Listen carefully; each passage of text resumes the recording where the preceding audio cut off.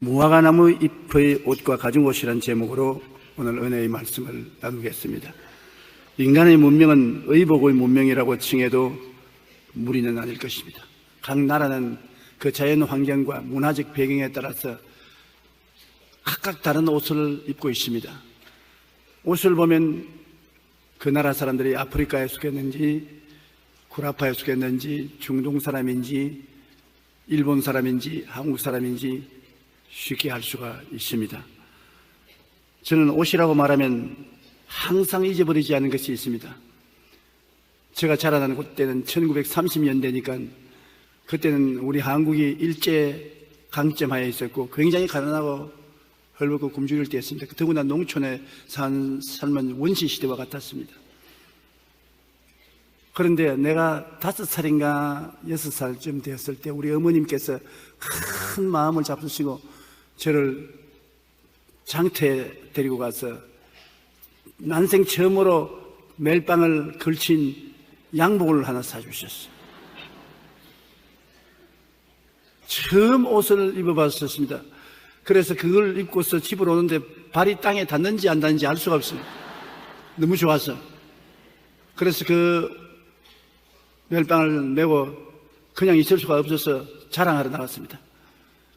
일꾼들이 밭에서 일하는 데 가서 제가 옷을 이렇게 하면서 내 옷 좀 보래, 내 옷 좀 보래. 그러니까 그 일하는 일꾼들이 다 와, 어떻게 그렇게 좋은 옷을 입었냐. 그때 양복을 보기는 눈 닦고도 볼 수 없을 때였었습니다. 어떻게 그렇게 좋은 양복을 입었냐. 그러니 더 신바람이 나서 자랑하러 멀리까지 갔다가 그만 화장실에 가고 싶은데 평생에 그런 양복을 입어본 적이 없었기 때문에 어떻게 벗는지를 알 수가 없었어요. 그래서 불이 나게 집으로 뛰어오는데 시간이 지나서 그만 실례를 해버리고 말았습니다. 어머니에게 부엌에 끌려가서 부족갱이를 얼마나 얻어맞았는지 말도 다 못합니다. 그 다음에는 어머님께서 그 양복을 안 입혀주셔요. 옛날에 입던 삼배로 만든 헐무리한 벤티 하나만 입혀주시지 그 외엔 옷을 안 입혀주셨어요. 그래서 옷이라고 말하면 그 양복이 늘 기억이 나면서 그거 다시 한번 입어봤으면 좋겠다 그런 생각이 납니다. 창세기에 최초로 아담과 하와가 입은 옷에 대한 이야기가 성경에 기록되어 있는데 그 이야기를 보면 참 재미가 있습니다. 처음 아담과 하와가 지음을 받았을 때는 죄를 짓지 않은 하나님의 형상과 모양대로 존재했기 때문에 영광이 충만했습니다. 하나님의 영광으로 옷 입고 있어서 벌거벗지 않았습니다. 오늘날도 그래요. 여러분, 사람들이 은혜가 충만하고 성령이 충만한 사람이 얼굴에 광채가 나고 온몸에 하나님의 영광이 같이 임하신 것을 보면 그 사람이 굉장히 영광스럽게 보이고 찬란하게 보이는 것처럼 아담과 하와는 하나님의 영광으로 옷 입고 있었기 때문에 그들은 조금도 벌거벗지 않았습니다. 그런데 선악과를 따먹고 범죄하고 하나님께로부터 멀어지자 말자 가장 처음 느낀 것이 하나님의 영광이 떠나가 버리고 마는 것입니다. 하나님의 영광이 떠나가자 그들이 스스로 보니 벌거벗은 존재를 발견했습니다. 아담이 자기가 벌거벗은 걸 놀랐습니다. 하와도 자기가 벌거벗은 걸 놀랐습니다. 그래서 할 수 있는 것이라는 것은 무화과 나무 잎이 넓적넓적하게 나무에 피어 있으니까 나무 잎사귀를 뜯어서 앞치마를 만들어서 입었습니다. 근데 무화과 앞치마가 햇빛만 뜨면 말라서 쪼글쪼글해져 버립니다. 그러니 또 무화과 나무 잎사귀를 가지고 옷을 만들어 입고 또 쪼글쪼글해지고 그래서 도저히 부끄러워서 에덴 동산을 거닐 수가 없어서 숨었습니다. 그런데 동산에서 하나님의 음성이 들려왔습니다. 아담아, 아담아, 내가 어디 있느냐? 굉장히 감격적인 말입니다. 여러분, 아담과 하와가 범죄했으면 아담과 하와가 하나님께 뛰어가야죠. 하나님 말씀을 거역하고 선악과를 따먹고 그 결과로 영광의 옷이 날아가 버리고 빨가벗었습니다. 살려주십시오. 그런데 오히려 하나님의 낯을 피하여 숨었습니다. 벌거벗음으로 형벌을 두려워해서 숨었습니다. 아담과 하와를 찾은 것은 하나님이었습니다. 아담아, 아담아, 내가 어디 있느냐? 제가 마음에 기억이 나는 것은 남미에 가서 대군중이 모였었을 때 그 모든 사람에게 아담, where are you? 하나님이 먼저 너를 찾았다. 그때 그 수많은 군중들이 일제히 박수를 치며 일어나서 우리 하나님께 나가겠다고 하는 것을 제가 본 적이 있는데 그 추억이 사라지지 않습니다. 아담아, 네가 어디 있냐? 오늘 여러분이 이 자리에 오게 된 것도 하나님이 여러분을 찾았기 때문에 와 계신 것입니다. 여러분이 하나님을 찾아 나온 것 아닙니다. 하나님이 아담아, 내가 어디 있느냐? 여러분을 먼저 부르시고 찾아서 그 음성에 끌려 나온 것입니다. 여러분이 하나님을 먼저 사랑한 것이 아니라 하나님이 여러분을 먼저 사랑하신 것입니다. 하나님의 영광을 잃어버리고 하나님을 피해서 숨었을지라도 하나님은 버리지 아니하시고 찾으시는 하나님이신 것입니다. 왜 아담과 하와가 숨었느냐 하면 뻘겋고 나면 두렵지 않습니까? 사람들이 보면 수치스러우니까. 수치스러움과 두려우면 심판이 있기 때문에 그런 것입니다. 오늘날도 마음이 떳떳하면 두려울 것이 없어요. 두려울 것이 없으면 사람들 앞에서 숨을 필요가 없습니다. 그러나 양심에 벌거벗으면 두렵습니다. 사람들 앞에 설 수가 없습니다. 불안합니다. 될 수 있으면 피하려고 하는 것입니다. 그게 사람의 본능인 것입니다. 우리가 죄가 없으면 언제나 굉장히 담대하고 당당할 수가 있는 것입니다. 그런데 하나님께서는 아담과 하와가 벌거벗으니까 너희 벌거벗은 그대로 살아라, 그대로 나가라, 내버려 놓지 아니하시고 그들을 불쌍히 여기사 짐승을 잡아서 피를 흘리고 가죽을 벗겨서 가죽옷을 만들어서 입혔습니다. 제일 처음 가죽옷을 입은 사람이 아담과 하와입니다. 아담과 하와가 가죽옷을 입고 에덴을 나갈 때 이제는 무화과 나무 잎처럼 구겨질 것을 걱정할 필요가 없었습니다. 햇빛이 나도 능히 그를 대항할 수 있는 옷이 되었던 것입니다. 저주받은 거친 환경과 기후에 몸을 보호할 수 있는 가죽옷이었습니다. 오늘 이 이야기는 굉장히 상징적인 의미가 있는 것입니다. 인간이 하나님을 떠나 지어 입은 옷은 벌거벗은 수치와 절망을 피해보려는 노력의 일환인 것입니다. 인간은 윤리와 도덕적인 행위의 의복을 만들어 입습니다. 마음속에 어찌한지 죄책을 가리우고 정죄를 가리우고 싶은 마음이 있어서 의로운 행위를 가지고 이것을 덮어보려고 애를 쓰는데 의로운 행위로서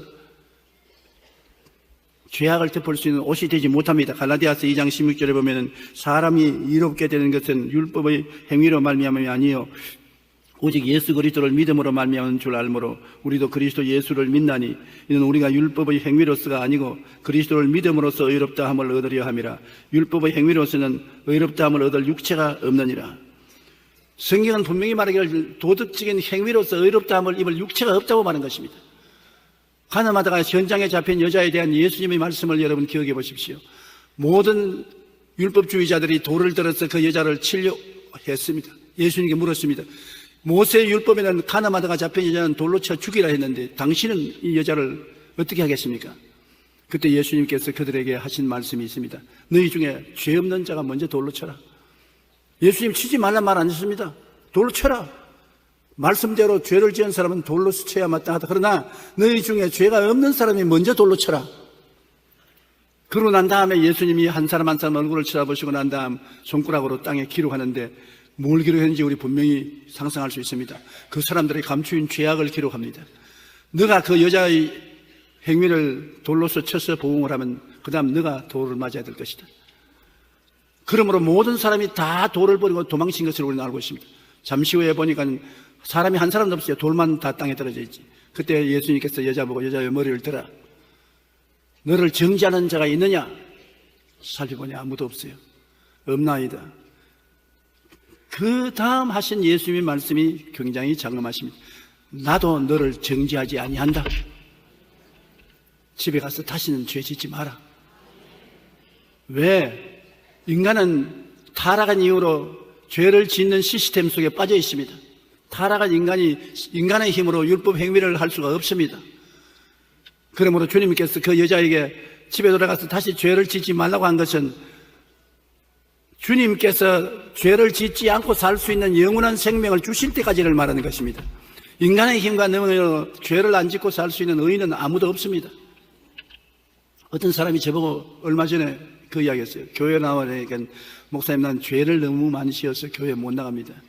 교회는 다 의롭고 깨끗한 사람이 나가지 나 같은 죄인이 어떻게 나갑니까?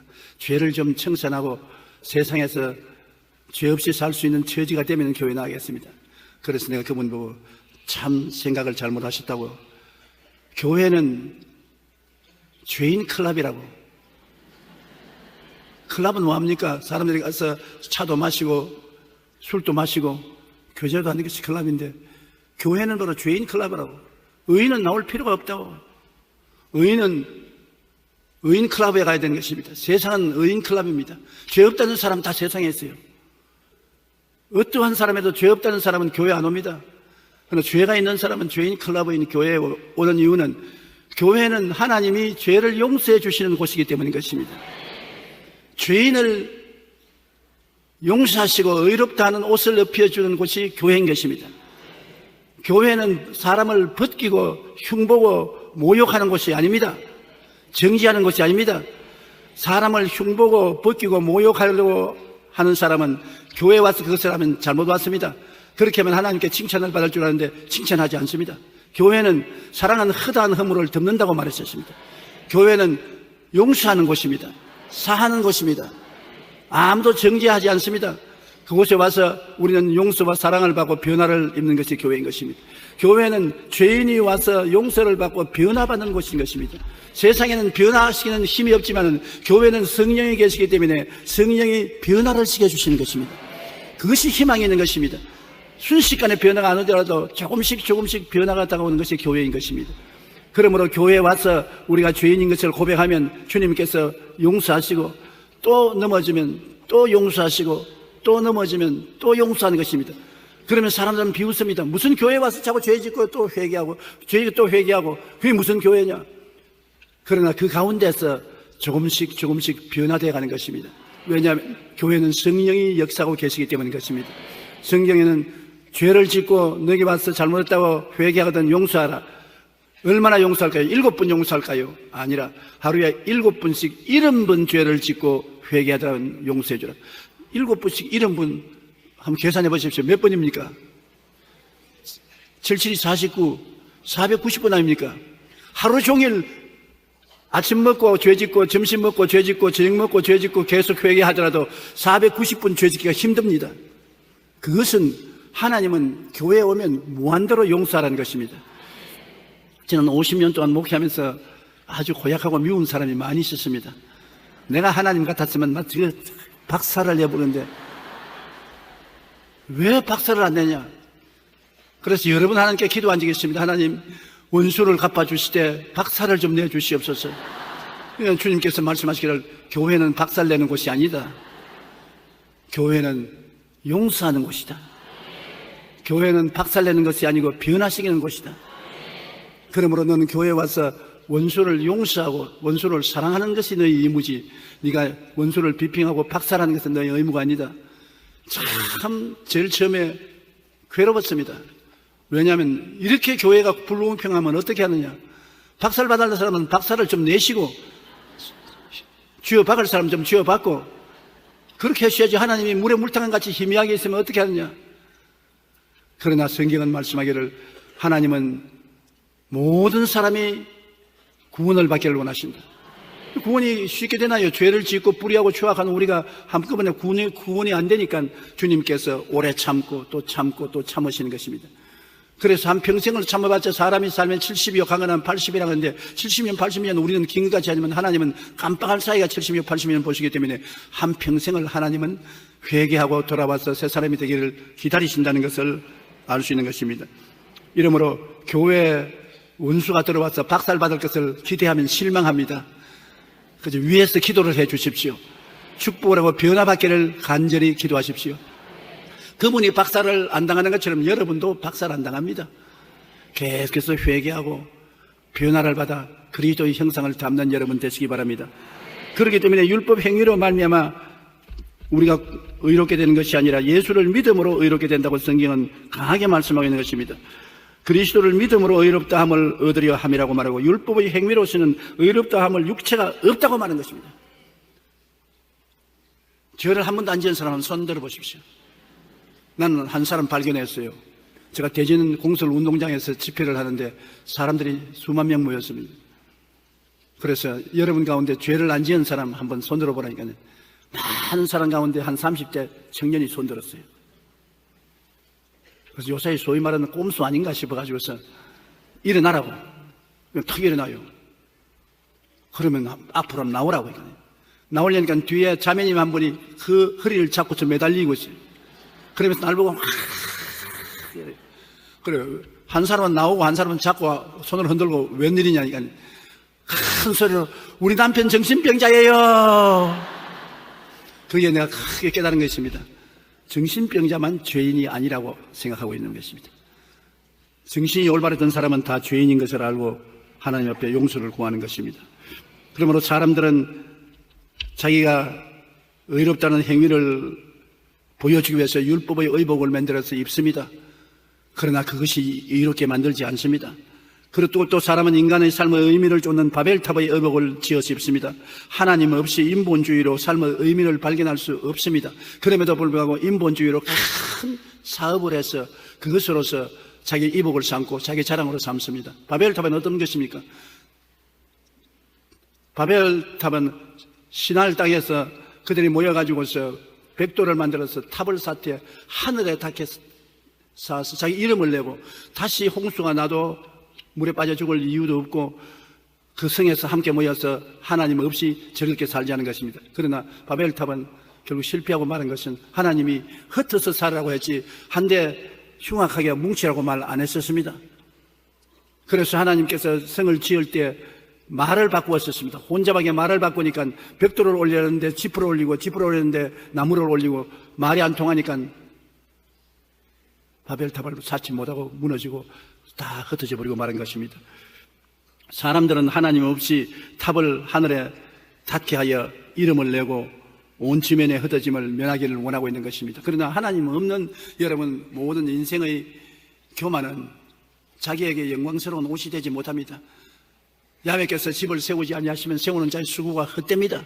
야훼께서 성을 지키지 아니하면 바스콘의 경성함이 헛삽니다. 아침에 일찍 일어나고 저녁에 늦게 누우며 수고의 떡을 먹으며 헛됩니다. 모든 일에 하나님이 도와주셔야 되는 것입니다. 사람이 계획을 아무리 세봐도 하나님이 축복 안 해주시면 그 계획이 성사되지 않습니다.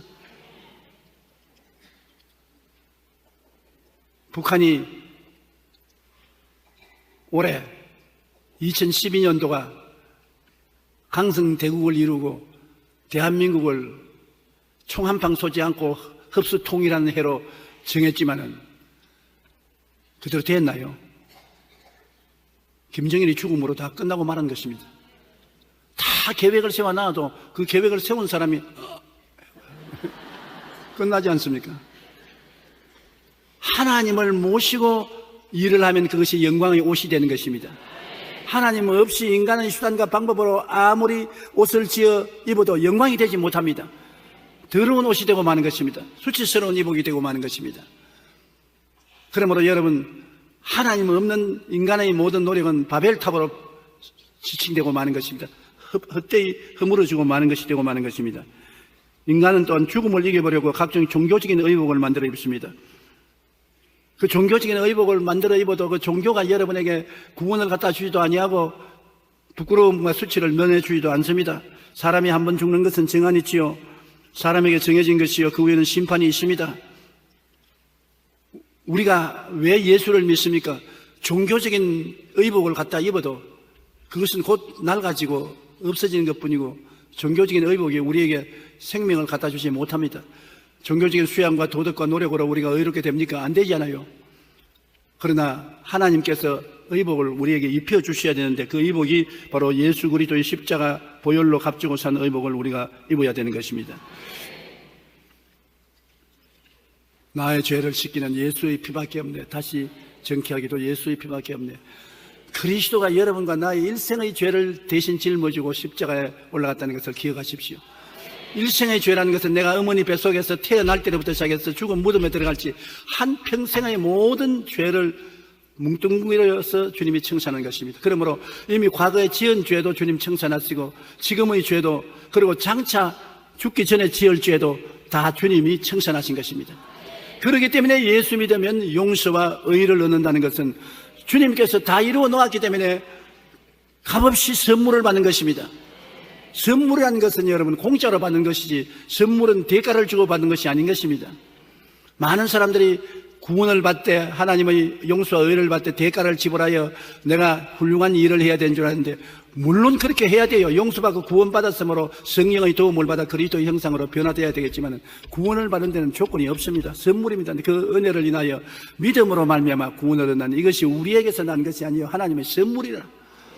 선물을 받고 여러분께서 대가를 지불하면 선물이 아니고 여러분 값으로 산 것이 되고 마는 것입니다. 선물은 끝까지 선물로 받아야 되는 것입니다. 선물을 받고 난 다음 대가를 주면 그 다음 그것은 선물이 안 되고 마는 것입니다. 내가 늘 말하지만 우리 손녀들이 명절날 나에게 할아버지라고 선물 가져오는데, 난 선물 가져오면 절대로 돈 안 줍니다.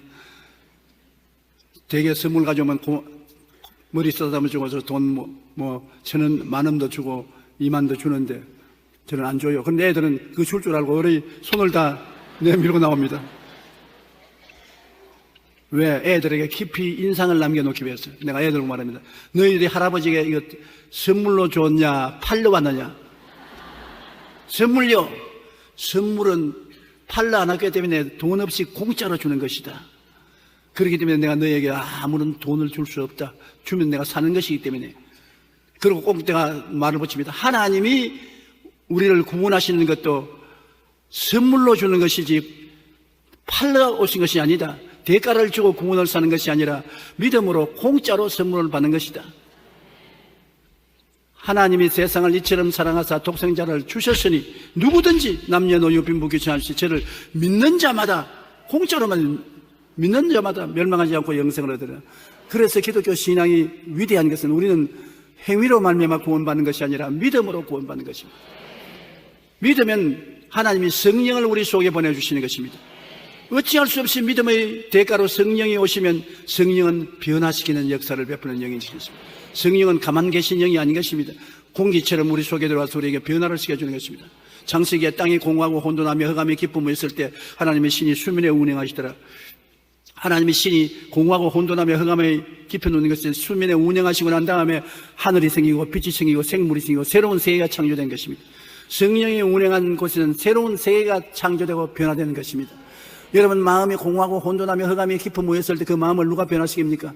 예수를 믿고 기도하면 성령이 와셔서 여러분 그 새로운 마음의 세계를 만들어주는 것입니다.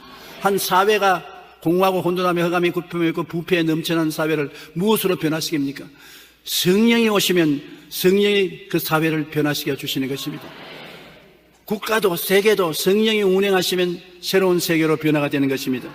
그렇기 때문에 우리가 종교를 아무리 가져와도 종교가 우리를 변화시키지 못합니다. 종교라는 의복을 입어도 위선자를 만들 따름인 것입니다. 예수 그리스도를 믿어서 성령이 오셔서 변화시켜 줘야 위선자가 아닌 참된 의로운 옷을 입을 수가 있는 것입니다. 의복이란 여러 가지 의미가 있습니다. 여러분, 우리의 벌거벗은 수치를 면케하기 위해서 입는 의복이기 때문에 자기 자랑을 하기 위해서 입는 의복인 것입니다. 물질적인 탐욕의 의복도 있고 명예라는 자존심의 의복도 있고 지위와 권력의 의복도 있고 온갖 의복을 만들어서 우리는 입고 자랑하는 것입니다. 그러나 인생은 그날이 풀과 같고 그 영화가 들의 꽃과 같이 모든 인본주의적인 의복은 인간의 벌거벗은 존재를 가려주지 못합니다. 결국에는 다 시들어버리고 많은 무화과 나무잎과 같은 것입니다. 지금까지 여러분 우리가 알아본 율법의 의복이나 종교적인 의복이나 물질적인 탐욕의 의복이나 명예라는 의복이나 지위라는 의복이나 권력이라는 의복이나 다 입던 시간이 있으면 벗는 시간이 있습니다. 의복이 낡아져서 벗어버려야 되는 것입니다. 그러므로 세상에 사람이 만드는 의복은 다 무화과나무 잎과 같은 것입니다. 다 쭈글쭈글 해주는 것입니다. 우리에게 영원히 더러워지지 않고 쇠하여지지 않고 없어지지 않은 의복은 하나님이 주시는 의복, 예수 그리스도가 우리에게 영원한 의복이 되시는 것입니다. 예수 그리스도로 옷 입고 나면은 그리스도가 여러분 우리에게 용서의 옷이 되고 의미의 옷이 되고 영생의 옷이 되고 기쁨과 소망의 옷이 되고 평안의 옷이 되고 모든 면에 우리를 도와주는 옷이 될 수 있는 것입니다. 우리는 하나님이 주어주신 가죽옷을 우리가 깊이 생각해야 되는 것입니다. 에덴에서 아담과 하와의 벌거벗은 몸을 입히기 위해서 짐승을 잡아 죽일 때 피를 흘렸으니 가죽을 벗기면 피를 흘려야 되는 것입니다. 피 흘리지 않고 가죽을 벗길 수 없지요. 그러므로 짐승을 잡아서 피를 흘리고 가죽을 벗겨서 옷을 만드는 것은 훗날에 예수께서 오셔서 자기의 몸에 피를 흘리고 의의 옷을 벗어서 가죽을 벗겨서 우리에게 입혀줄 것을 상징하는 것입니다. 이사야 53장 5절에 그가 찔리면 우리의 허물 때문이요 그가 상하면 우리의 죄악 때문이라. 그가 징계를 받으므로 우리는 평화를 누리고 그가 채찍에 맞으므로 우리는 나음을 입었도다. 그리스도와 우리가 생명 바꾸어치기를 십자가에 한 것을 말하는 것입니다. 예수님은 십자가에서 여러분의 생명을 다 받아들이고 자기의 생명을 여러분에게 대신으로 내준 것입니다. 그러므로 예수 죽음 내 죽음, 예수 부활 내 부활입니다. 성경은 우리가 항상 예수의 죽음을 몸에 짊어지면 예수의 생명도 우리 육체에 나타나게 하려 합니다. 여러분, 그리스도의 십자가 사건은 2000년 전 한 번 일어난 사건이 아니고 그것을 통해서 성령은 매 순간마다 여러분 속에 일어나게 하는 것입니다. 여러분 마음속에 매 순간마다 여러분은 옛사람이 십자가에서 못 박히고 그리스도의 부활의 생명이 매 순간마다 여러분에게 주어지신 것입니다. 그것을 여러분은 깨닫고 바라보고 믿고 입술로 고백하면 그 은혜 속에 들어가서 살 수가 있게 되는 것입니다. 요한 1서 4장 9절로 10절에 하나님의 사랑이 우리에게 이렇게 나타난 바 되었으니 하나님이 자기의 독생자를 세상에 보내시면 그로 말미암아 우리를 살리려 하심이라. 사랑은 여기 있으니 우리가 하나님을 사랑한 것이 아니요 하나님이 우리를 사랑하사 우리 죄를 속하기 위하여 화목 제물로 그 아들을 보내셨습니다. 하나님께서 우리를 살리기 위해서 그 독생자를 보내셔서 십자가에 못 박은 것이 우리를 죽이기 위해서 한 것이 아닙니다. 그러므로 교회는 살리는 곳이 교회인 것입니다. 절대로 교회에서는 죽여서는 안 되는 것입니다. 사람을 인격적으로 죽여서도 안 되고 물론 육체적으로 죽여서도 안 되고 생활로 죽여서도 안 되는 것입니다. 교회는 영혼이 잘됨같이 범사에 잘됨에 강건하고 생명을 얻되 풍성하게 얻어 살리는 것이 교회인 것입니다. 그러므로 교회 사람들은 와서 하나님이 천국의 정의를 실천한다고 불평하는 사람 많습니다. 왜 하나님이 계시면 교회에 정의를 실천하느냐.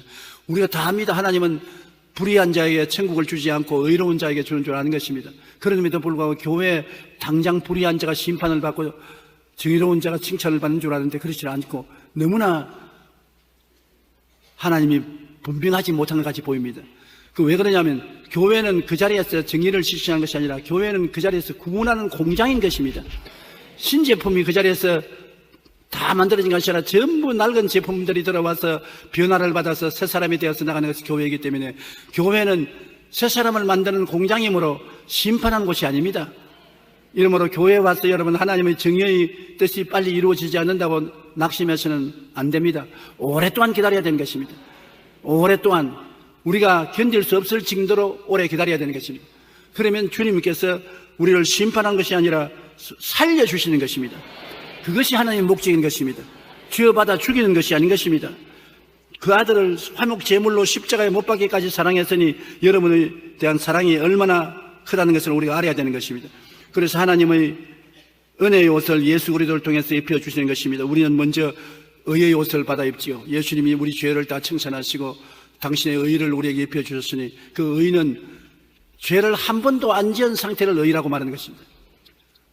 우리가 보통 의롭다 말하면 그 사람 좋은 행동을 했으니 의롭구나 그렇게 하는데 성경에 예수를 믿음으로 의롭다을 입는다는 것은 여러분 일생에 한 번도 죄를 안 지은 상태를 만들어주는 것이 하나님 주신 의인 것입니다. 그렇기 때문에 하나님 앞에 담대하게 설 수 있는 것은 하나님은 죄가 안 보여요. 예수 그리스도 이름을 의지하고 하나님 앞에 나온 사람에게는 죄가 안 보여요. 의밖에 안 보여요.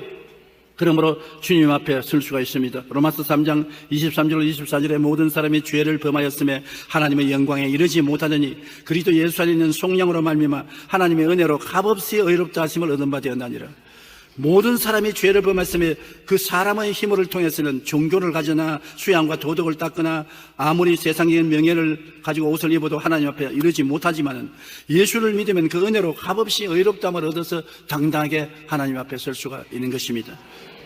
내가 너를 구원하니 내게서 불로 연단한 금을 사서 부유하게 하고 흰옷을 사서 입어 벌거벗은 수치를 보이지 않게 하고 안약을 사서 눈에 발라 보게 하라고 말했는데 그리스도의 흰옷은 무수로 예수님이 보혈로 값주고 사는 것입니다. 보혈은 우리에게 값없이 선물로 주신 것입니다. 하나님이 가장 원하시는 것은 여러분과 나에게 과거의 모든 죄와 허물을 벗겨버리고 하나님은 용서와 의의 옷을 입히는 것을 원하시는 것입니다. 하나님은 탕자가 아버지 재산을 다 가지고 나가서 허랑방탕하여 다 없애버리고 난 다음에 돼지 속으로 들어가서 살다가 살 수가 없어서 전부 여접수 손들고 돌아온 탕자 이야기를 성경에 말했는데, 탕자가 돌아올 때 아버지가 뛰어나갔다고 말하는 것입니다. 왜 뛰어나갔습니까? 아들이 회개하고 들어오면 가만히 기다리고 있지 왜 아버지가 뛰어나와서 아들을 마중했냐? 옛날에 구약시대 보면은 아버지와 어머니를 거역해서 나간 사람은 돌로 쳐 죽이라고 말했었습니다. 아버지의 마음은 이 반역하고 나가서 아버지 재산을 다 탕진 가산하고 돼지 속으로서 살다가 못 살게 되니까 종이라도 삼아달라고 오는 이것을 독립 사람이 보면 돌로 나가서 쳐 죽일 수 있습니다. 그 아버지가 그 아들을 얼마나 사랑하는지 독립 사람이 나와서 돌로 쳐 죽이기 전에 빨리 그 아들을 보호해야 했다 싶어서 아버지가 뛰어나와서 아들을 끌고 제일 먼저 제일 좋은 옷을 갖다 입히라고 말한 것입니다. 하나님께서 여러분 우리를 얼마나 사랑하냐면 뛰어나와서 우리를 보호해 주기를 원하시는 것입니다. 독립 사람이 여러분을 심판하지 못하도록 뛰어나와서 용서와 의의 옷을 입혀주기를 원하시는 분이 바로 하나님이신 것입니다. 그렇지 않고는 여러분 우리가 구원받을 수가 없습니다. 우리는 심판받을 수밖에 없는 존재지만은 하나님이 우리를 구원하시되 영원한 사랑으로 뛰어나와서 우리를 안아주시는 것입니다. 성경에 탕자가 올 때 아버지는 종들에게 이르되 제일 좋은 옷을 내어다가 입히라. 제일 좋은 옷을 입히라. 그 더러운 옷 벗기고 난 다음에 헐무리한 옷 갖다 입혀라. 참고 있지 않느냐? 그렇게 안 했습니다. 그 옛날에 입다가 내버린 옷 그거 갖다 입혀라. 그것도 아닙니다. 최고로 좋은 옷 갖다 입혀라. 여러분 우리 지금까지 살아온 사람들 중에 역사에 남는 인물 중 가장 좋은 옷을 입은 사람이 누군지 압니까? 제2차 대전 당시 영국의 수상이었던 윈스턴 처칠 경이 제일 좋은 옷을 입혔습니다. 그래서 기자들이 물었습니다. 왜 수상께서는 그렇게 좋은 옷을 입으시냐?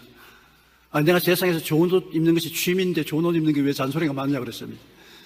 저도 요사이 좋은 옷 입는 사람 흉보지 않습니다. 신문에서 가끔 좋은 옷 입는 사람 흉보는데 좋은 옷 좀 사 입어서 내 마음에 자존심이 생겨 행복하면 고마운 일이지요. 사치하는 것은 좋지 않지만 좋은 옷 입는 것은 괜찮아요. 저도 좋은 옷 많이 입어요. 우리 하나님 아버지께서 죄인이 돌아오실 때 제일 좋은 옷을 입히라고 말한 것입니다. 여러분 인생도 제일 좋은 삶을 살면서 남에게 나누어 주는 것이 자본주의지, 무조건 하고 돈 많고 성공한 사람은 나쁜 놈, 도둑놈으로 만드는 사회는 자본주의가 아닙니다. 이 세상에 부자가 된다는 것이 쉬운 일입니까? 눈물과 피와 땀으로 돈을 모으는 것이 부자가 되는 것인데 부자를 쥐어박으면 안 되는 것이, 다 부자가 될 능력은 없습니다. 사람이 다 부자 될 능력이 있어요. 어떤 사람은 부자가 되어서 사업을 일으켜서 많은 사람을 고용을 해줘야 될 사람이 반드시 필요합니다. 그래서 어떠한 사람은 크게 성공을 한 사람이 있고 다른 사람은 그 밑에서 월급을 받아 먹을 사람이 있습니다. 많은 기업가들이 생겨나서 많은 사람에게 일자리를 줘야 그 나라가 잘 사는 것입니다. 그런데 기업가들이 일어나면 그 모두 도둑놈이라고 때려서 잡아버리면 나라 경제가 어떻게 되는 것입니까?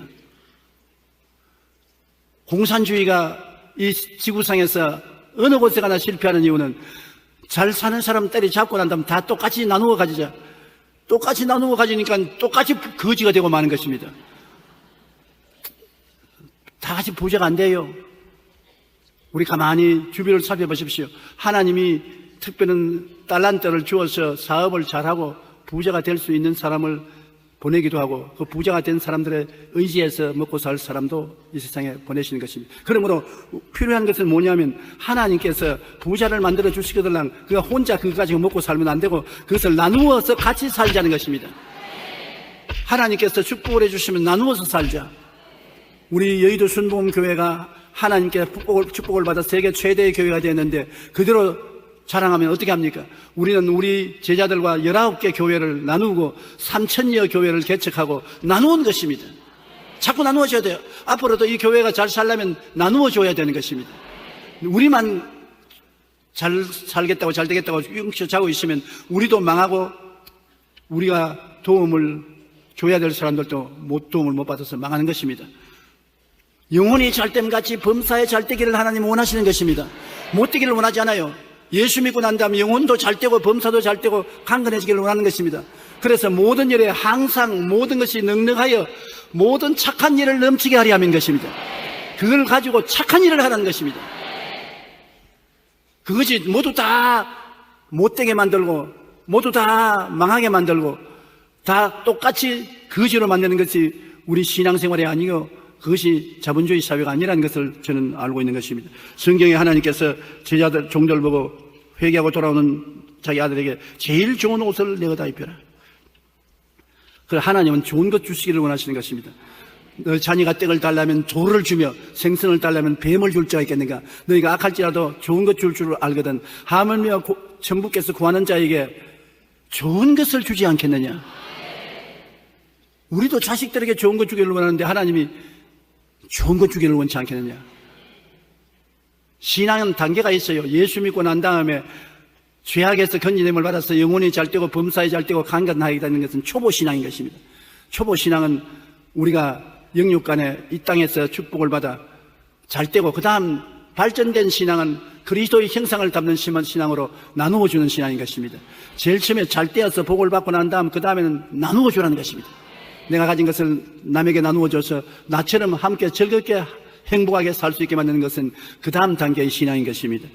우리는 하나님께서 우리에게 가장 좋은 옷을 갖다 입히니 예수 그리스도의 의의 옷을 갖다 입히고 그 다음 손에는 가락지를 끼워서 찬양전 것을 확정해 주시고 발에는 맨발 벗지 않고 신발을 신기고 그 다음에는 살찐 송아지를 끌어다가 잡아라. 우리가 먹고 즐기자. 이네 아들은 죽었다가 다시 살아났으며 내가 잃었다가 다시 얻었노라 하니 그들이 즐거워하더라. 하나님은 꾀째째한 하나님이 아니십니다.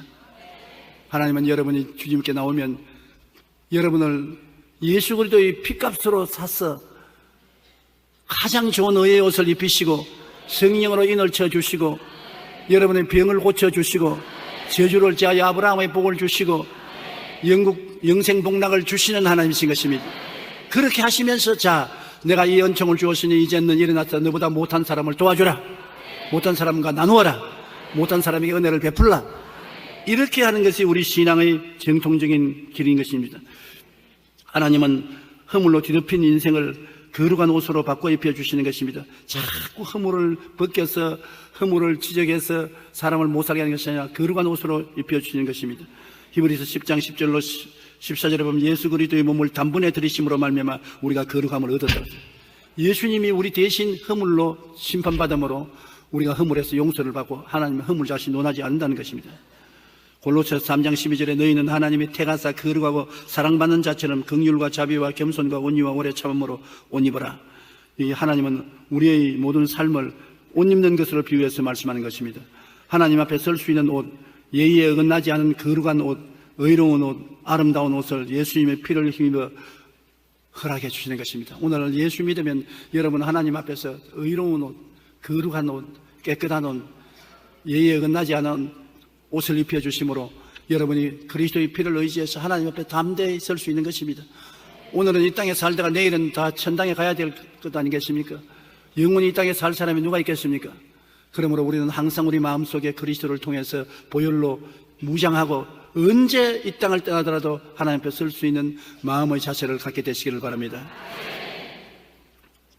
사람들마다 이 세상에 영생의 옷을 입고 치료의 옷을 입고 축복의 옷을 입고 하나님 앞에 춤추며 하나님께 영광을 돌리고 살기를 하나님은 원하시고 계신 것입니다. 무화과 나무 잎으로 옷을 만들어 입은 것은 쉽게 쭈그러지고 낡아지고 사라지지만은 하나님이 주시는 예수 그리스도의 옷을 입은 사람은 영원히 가는 것입니다. 그러므로 예수 그리스도를 통해서 용서와 의의 옷을 반드시 입어야 되는 것입니다. 거룩한 옷을 입어야 되는 것입니다. 축복의 옷을 입어야 되는 것입니다. 치료의 옷을 입어야 되는 것입니다. 영생 복락의 옷을 입어야 되는 것입니다. 하나님은 이 옷을 예수 그리스도를 통해서 값없이 입혀주는 것입니다.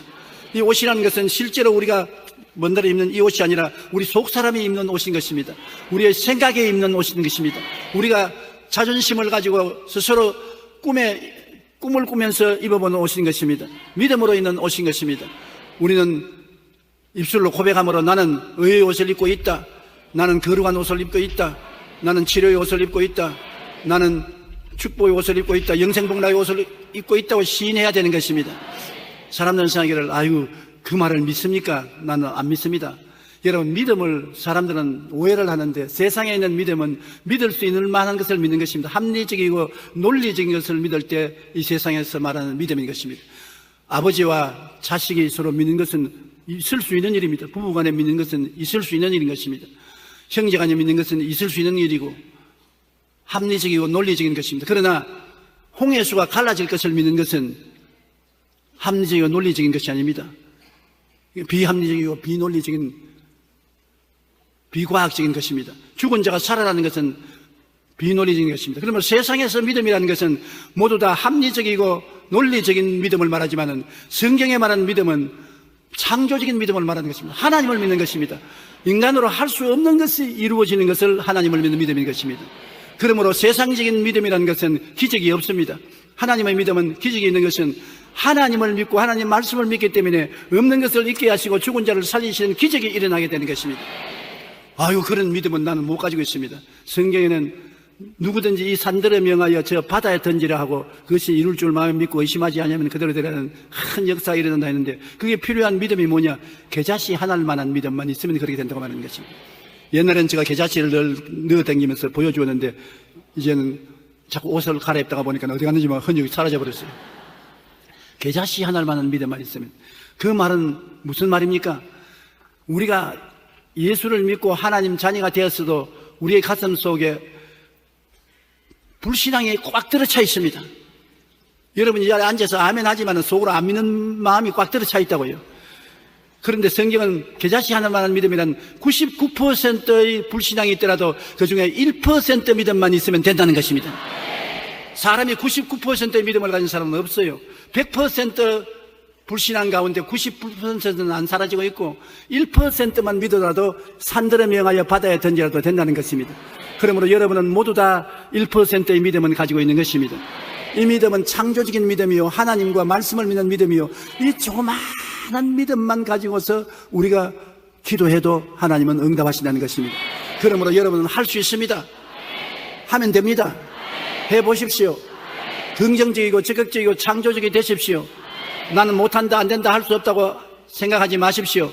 긍정적인 생각을 하고 희망찬 꿈을 꾸십시오. 1%의 믿음을 사용하십시오. 긍정적인 말을 하고 희망찬 말을 하십시오. 왜냐하면 우리는 이 세상에 무화과나무 잎으로 쭈글쭈글한 옷을 입고 사는 사람이 아닙니다. 우리는 하나님이 예수 그리스도를 통해서 기적적인 의복을 입혀주신 것입니다. 하나님을 믿습니다. 예수님을 믿습니다. 성령을 믿습니다. 말씀을 믿습니다. 기적이 일어납니다. 여러분에게 좋은 일이 일어나는 것은 그것이 일어날 수 있는 믿음을 주셨기 때문인 것입니다. 하나님이 누구든지 이 산들에 명하여 저 바다에 던지라면 된다는 것입니다. 특별한 사람만 되는 것이 아닙니다. 조용기가 그 일을 할 수 있으면 여러분도 그 일을 할 수 있습니다. 예수 믿는 사람은 모두 다 태산을 옮길 수 있는 믿음이 있는 것입니다. 우리가 하나님 앞에 내가 믿음이 있는 것을 알고 믿음을 활용해서 하나님의 기적이 일어나게 되시기를 주의 이름으로 축원합니다. 우리는 그리스도의 옷을 입고 운명과 환경을 이기고 생명에 충만한 삶, 금세와 내세에 이기는 삶을 살아갈 수가 있습니다. 왜냐하면 이 이복을 입은 사람들은 하나님을 믿을 수 있는 담력이 생기기 때문에 모두 다 마음에 비록 의심이 꽉 들어차 있더라도 1%의 믿음만 가지면 산을 옮기기 때문에 더 많은 믿음이 없다고 탄식하지 마십시오. 1%의 믿음을 사용하게 되면 그 믿음이 자꾸 자라는 것입니다. 내가 2주간 전에 기도문에 설교하러 갔는데 주의 종 아들이 13살 먹는 아들이 중학교 들어가서 축구부에 있는데 다리가 부어서 아프다고 해서 다리를 사용해 힘들어서 병원에 가서 엑스레이 사진을 찍으니까 뼛속까지 암이 퍼졌어요. 암이 뼈만 있는 것이 아니라 살점까지 다 암이 걸렸는데 의사가 깜짝 놀랍니다. 이런 것도 다리 뼈가 안 부러진 것이 희한하다고. 그럼 어떻게 할까요? 저기 나와있죠. 그러니까 우리 병원에서는 치료하지 못하겠으니까 대학병원으로 가라고. 대학병원에 가니까 보더니 고개를 흔들면서 원자력병원에 가라고. 그래서 암 원자력병원에 가니까 원자력병원에 가기 전에 기도문에 데리고 왔어요. 걔가 자꾸 우리 목사님 안수기도를 좀 받게 달라고 어린애가 아버지가 자꾸 하니까 아버지가 애를 데리고 오면서도 아버지 마음속에 99%의 의심이 꽉 들어찼습니다. 뼛속까지 암이 들린 자식, 병원에서, 일반 병원에서 대학병원으로 미루고, 대학병원은 암 전문 병원으로 누르고, 이거 어떻게 사느냐 말이에요. 그러나 1%의 믿음을 가지고 하나님은 할 수 있다고 기도를 받는데, 어린아이가 기도를 받고 어떻지냐, 그러니까 기도를 받으니까 쩌릿쩌릿하더라고.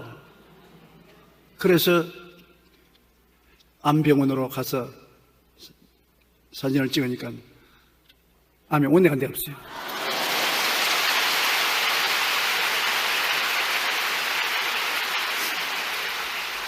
비이성적인 것 아닙니까? 비합리적인 것 아닙니까? 이건 인간적인 세상에서 있을 수 없는 일 아닙니까? 안 믿는 사람들에게 이야기하면 미쳤다고 할 것이 아닙니까? 이 믿음은 이런 세상적인 믿음이 아니고 창조적인 믿음, 하나님을 믿는 믿음, 하나님 말씀을 믿는 믿음인 것입니다. 그러므로 하나님을 믿는 믿음에는 여러분 강하고 담대하십시오. 비이성적이고 비합리적이라도 좋습니다. 하나님을 믿는 것은 창조적인 믿음인 것입니다. 죽은 자를 살리시고 없는 것을 있게 하시는 믿음인 것입니다. 그러므로 하나님께서 그런 믿음을 가진 여러분 보시고 내 믿은 대로 될지라고 말하는 것입니다. 믿은 대로 되는 것입니다. 오늘 사람들이 이 믿음을 가지고 사용하면 얼마나 많은 태산을 옮기고 성리적인 삶을 살 수 있는 것입니다. 인간적인 믿음은 무화과나무로 짜서 입혀서 자꾸 합리적이고 논리적으로 살려고 하는 사람과는 너무나 틀린 것입니다. 하나님께서 하나님의 아들 예수를 선물로 주셨고 그 선물을 통해서 여러분은 용서받고 의롭다함을 얻고 자녀가 되고 성령 모시고 하나님의 믿음을 사용할 수 있는 사람들이 된 것입니다. 여러분 속에는 하나님이 주신 이 믿음이 있습니다. 창조적인 믿음이 있습니다.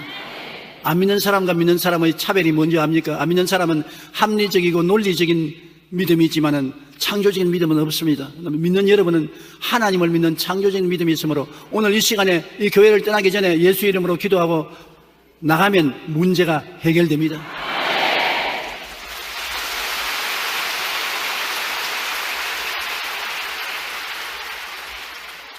교회 그냥 왔다 갔다 하면 종교적인 행동만 하는 것이 아닙니다. 변화가 다가오는 것입니다.